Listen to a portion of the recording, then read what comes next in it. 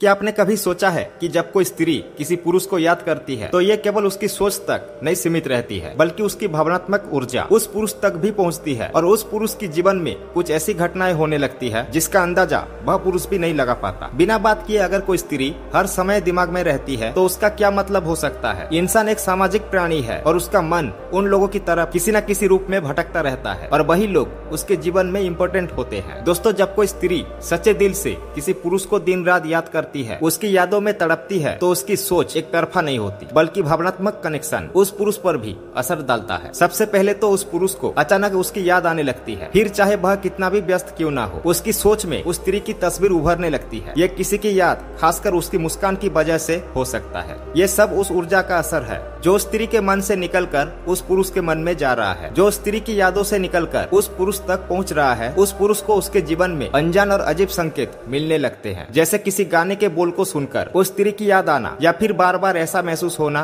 कि वह उसके साथ है। ये भावनात्मक ऊर्जा का ही प्रभाव है जो दोनों के बीच अटूट बंधन बना देती है। जब कोई स्त्री हर समय दिमाग में बनी रहती है तो उसके दो कारण हो सकते हैं। पहला कारण प्रेम और आकर्षण की वजह से हो सकता है। जब कोई व्यक्ति किसी स्त्री से प्रेम करता है तो वह स्वाभाविक रूप से उसके बारे में सोचता रहता है। कैसे समझे कि ये प्रेम है? यदि उस स्त्री का ख्याल आते ही तो आपके दिल में हलचल होती है तो ये प्रेम होता है। यदि उसके बिना जीवन अधूरा सा लगता है तो ये प्रेम है। आधी रात में नींद का खुल जाना और अचानक उस स्त्री का याद आना, और रात में बार बार उस स्त्री की याद करके आपका मन भटक जाना और उसको पाने की इच्छा का होना, ये दर्शाता है कि वह स्त्री आपकी याद में तड़प रही है। दूसरा कारण, उस पुरुष के मन में उस स्त्री की याद रात को सोते समय आना। ये वैज्ञानिक रूप से प्रूफ हो चुका है। जब कोई स्त्री आपको गहराई से याद करता है तो उसकी सोच आपके अवचेतन मन में पहुँचती है। यही कारण है कि वह स्त्री आपके सपनों में बार बार दिखाई देता है।